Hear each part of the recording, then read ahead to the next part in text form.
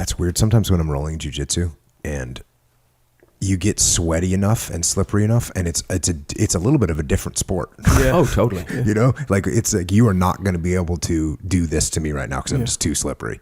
And same with gi and no gi. And it's weird, you know. Of course, I always tell people like gi and no gi, they're different, but they're the same.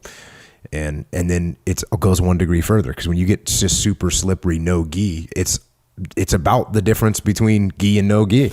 Maybe not quite as much, but another Marcello story. Yeah. I can't resist. So I trained with Dave Camarillo for a period of time, he's one of my favorite human beings. I'm just a sweetheart of a guy and hell of a competitor and also high-level judo. Yeah.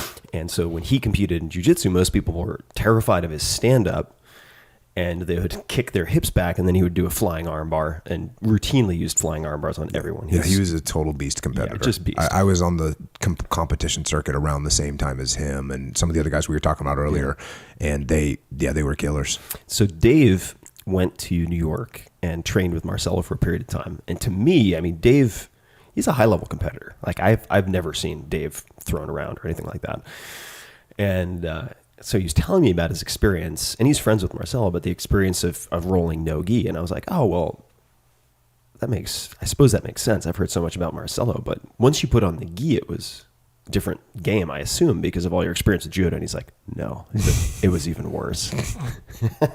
Yeah. So. I find that with Dean, my buddy Dean, who is, you know, a world champion multiple times with no gi. And everyone thinks, oh, well, if you put the gi on, maybe you can neutralize some stuff. No, it's worse because you can't move at all. And it's not like he doesn't know jiu-jitsu with gi. He's savage. So if someone's really good, it gives them more control. Yeah. They already have control over you, and now they have even more control over you. Now they have handles. Yeah, it's not fun.